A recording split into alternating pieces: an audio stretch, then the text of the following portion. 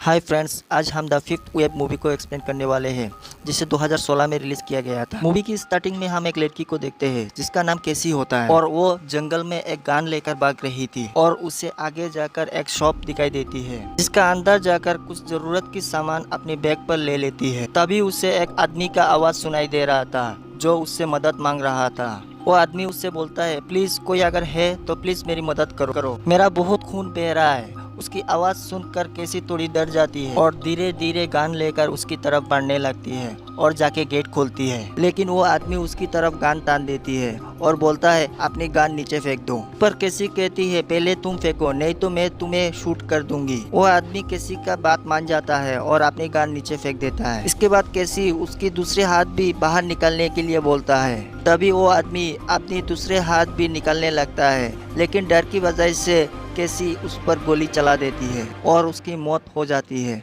इसके बाद मूवी की स्टोरी फ्लैशबैक में चला जाता है। यहाँ हम केसी को देखते हैं जो अपनी फ्रेंड्स के साथ फुटबॉल प्रैक्टिस कर रही थी। वहाँ उससे एक बेन नाम की लड़का दिखाई देता है। इससे वो पसंद करने लगी थी। तभी उन्हें पता चलता है शहर में कुछ अजीब सा हो रहा है। इसके बाद हम केसी की फैमिली को देखते हैं जो यहाँ से जाने के लिए अपने सामान पैक कर रहे थे। इसके बाद हम देखते हैं केसी अपने स्कूल पर बैठकर अपने मोबाइल चला रही थी। तभी वहाँ अचानक से लाइट ऑफ हो जाती है और उसके साथ ही उसका मोबाइल भी ऑफ हो जाता है। केसी ये सब समझ ही रही थी, तभी अचानक से बाहर कुछ हालचाल होने लगता है। सभी गाड़ियाँ एक दूसरे से टकराने लगती है और वो देखता है एरोप्लेन भी नीचे आकर क्रैश हो गया है। वो सभी काफी डर जाते हैं और सोच रहे थे आखिर ये सब क्या हो रहा है। असल में ये लोग एलियन होते हैं जो बिल्कुल इंसानों की तरह ही थे, जो इंसानों को खत्म करना चाहते हैं और इस दुनिया से इंसानों का नामो निशान मिटाकर राज करना चाहते थे। इसीलिए इन्होंने इलेक्ट्रिक मैग्नेटिक पल्स की सहायता से बिजली को पूरी तरह से गायब कर दिया था। इसके बाद केसी और उसके भाई सैम नदी से पानी लेने के लिए जा रहे थे। तभी वहाँ पर भूकंप के कुछ झटके आने लगते हैं जिसके कारण वहाँ पर पैर गिरने लगते हैं। वो किसी तरह भागकर एक सेफ जगह पर पहुँच जाते हैं। कुछ देर बाद सैम अपनी बहन से बोलता है मैंने कुछ आवाज़ें सुनी है और तभी उन दोनों को उनकी तरफ सुनामी आती हुई दिखती है। इसे देखकर दोनों काफ़ी डर जाते हैं और वहाँ से भागने लगते हैं और दोनों एक पेड़ पर चढ़ जाते हैं। सुनामी खत्म होने तक दोनों पेड़ पे बैठे रहते हैं। धीरे धीरे वो सुनामी पूरा शहर को तबाह कर देता है। इससे पूरे लाखों लोगों की मौत हो जाती है। इसके बाद किसी तरह से सुनामी खत्म होती है और पूरे शहर में एक वायरस फैल जाता है। इसकी वजह से काफ़ी और लोगों की मौत हो जाती है जिसमें केसी की मॉम भी शामिल थी। इसके बाद हम देखते हैं केसी का भाई और उसके पिता सामान बांध रहे थे। तभी केसी अपनी डैड से बोलता है वो आखिर क्या चाहता है, उन सबको ख़त्म क्यों नहीं कर देते हैं, क्योंकि मुझे लगता है उन्हें ये दुनिया चाहिए, इस दुनिया में रहने वाले लोग नहीं चाहिए और इसीलिए ये दुनिया से इंसानों का नामो निशान मिटाना चाहते हैं। इसके बाद वो रिफ्यूजी कैंप की तरफ चलने लगते हैं। शाम होते होते वो रिफ्यूजी कैंप तक पहुंच जाते हैं।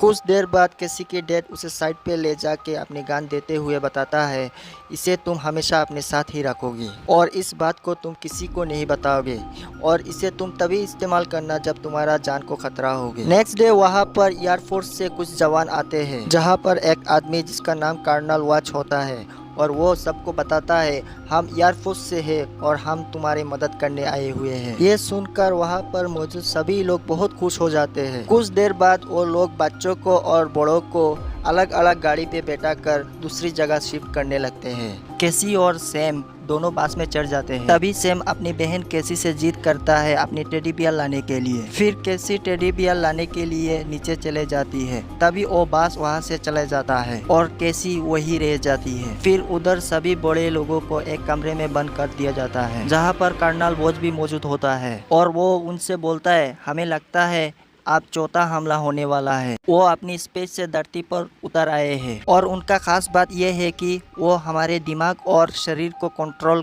कर सकते हैं और हो सकता है वो अब हमारे बीच ही मौजूद हो। ये सब कुछ केसी भी देख रही थी जिसे उसकी डैड इशारे से उसको चुप जाने के लिए बोलता है। ये सुनकर वहाँ पर सभी लोग घबरा जाते हैं और वहाँ से बाहर निकलने के लिए हंगामा शुरू कर देते हैं। लेकिन वहाँ पर एक आदमी जवानों पर फायरिंग शुरू कर देता है। इसे देखकर वो भी फायरिंग करने लगते हैं और वहाँ मौजूद सभी आम लोगों की मौत हो जाती है। थोड़ी देर बाद केसी अपनी डैड को देखने वहाँ पर पहुँचती है, लेकिन उसकी डैड की फायरिंग में मौत हो जाती है। कैसी ये देखकर रोने लगती है और वहाँ से एक गन उठाकर भाग जाती है। इसके बाद हम बेन को देखते हैं जिसका चेकअप हो रहा था। तभी वहाँ पर एक लड़की आती है और उसका नाम पूछती है। इस पर जेम बताता है मेरा नाम बेन पेरिस है, लेकिन सभी लोग मुझे ज़ोंबी बुलाते हैं। इसके बाद वो लेडी उसके अंदर एक मशीन द्वारा एक सिग्नल डाल देती है और वो बोलती है अब हम तुम्हें ट्रैक कर सकते हैं।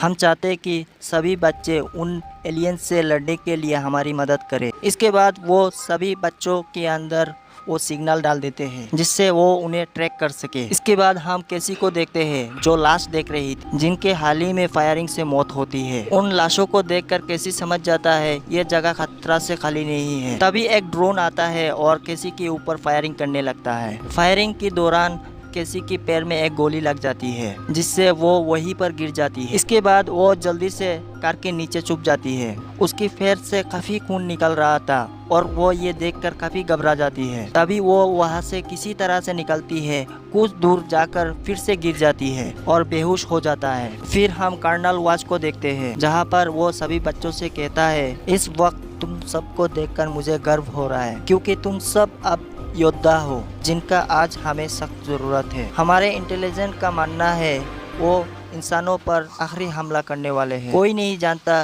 ये हमला कब और कैसे होगा। अगर वो कामयाब हुए और हमला नहीं होगा क्योंकि इंसानों का धरती से नामो निशान मिट चुका होगा। इसीलिए आखिरी हमले होने से पहले हमें लड़ना होगा और हमें बदला लेना ही होगा। इसके बाद उन सभी बच्चों को डिफेंस ट्रेनिंग दिया जाता है। इधर हम कैसी को देखते हैं जिसे होश आ गया था और डरते हुए इधर उधर देख रही थी और वो सोचती है अब मैं कहाँ हूँ। तभी उसे किसी की आने की आवाज़ सुनाई देती है जिसे सुनकर वो फिर से सो जाती है। अगले दिन कैसी जब नींद से उठती है और बैग में गन को देखने लगती है, लेकिन उसे बैग में गन नहीं मिलती है। इसके बाद उसे फिर से किसी की आने की आवाज़ सुनाई देती है जिसके कारण वो सोने की नाटक करने लगता है, लेकिन उस आदमी को पता चल जाता है और वो उससे कहता है मेरा नाम एवान है, मैं जानता हूँ कि तुम जाग गए हो। तुम हाईवे पर खून से लटपट बेहोशी की हालत में पड़ी हुई थी, इसीलिए मैं तुम्हें घर ले आया। कैसी उससे पूछती है मैं यहाँ पर कब से हूँ और यहाँ से मिलिट्री कैंप कितना दूर है। इस पर एवान बोलता है तुम्हें यहाँ पर 1 हफ्ता हो गया है और वो मिलिट्री कैंप यहाँ से 60 किलोमीटर दूर है।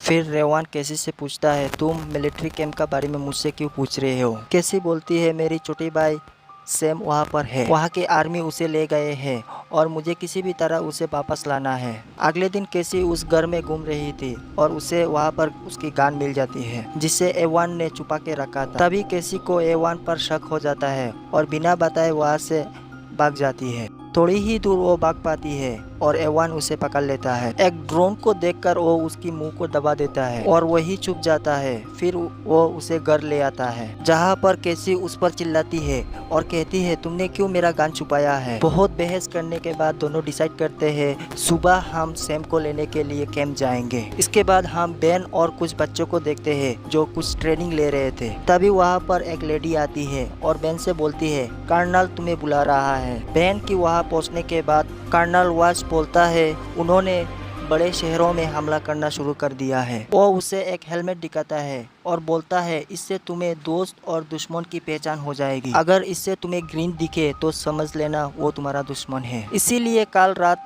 4 स्क्वाड को इस हेलमेट को चेक करने के लिए भेज रहे हैं। इसमें तुम्हारा स्क्वाड भी शामिल है और पूरी स्क्वाड को वापस लाना तुम्हारी जिम्मेदारी है। फिर चारों स्क्वाड को प्लेन के जरिए रवाना किया जाता है। सैम भी बेन की स्क्वाड में शामिल था, लेकिन बेन उसे लेकर नहीं जाता। प्लेन में एक लेडी बेन से और उसकी स्क्वाड से बोलती है हेलमेट से उन्हें ग्रीन दिखेगी।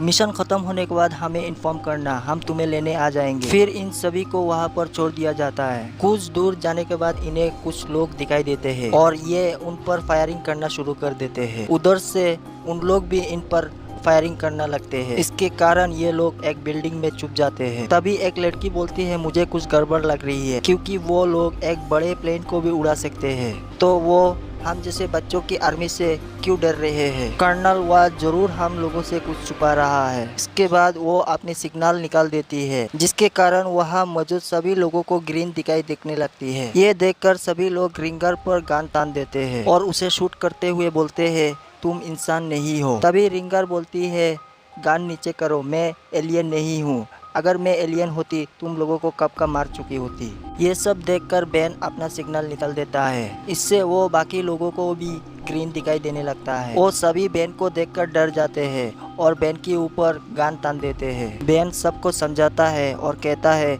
सब लोग अपने गान नीचे करो, और बोलता है मैं और रिंगर एलियन नहीं है। जो लोग हम पर फायरिंग कर रहे हैं वो लोग भी एलियन नहीं है। कर्नल ने हम लोगों से झूठ बोला है क्योंकि ग्रीन का मतलब एलियन नहीं इंसान होता है। ये हेलमेट और ट्रैकर सब कुछ फेक है और शायद वो कर्नल और उसकी सारी टीम इंसान नहीं है, वो एलियन है।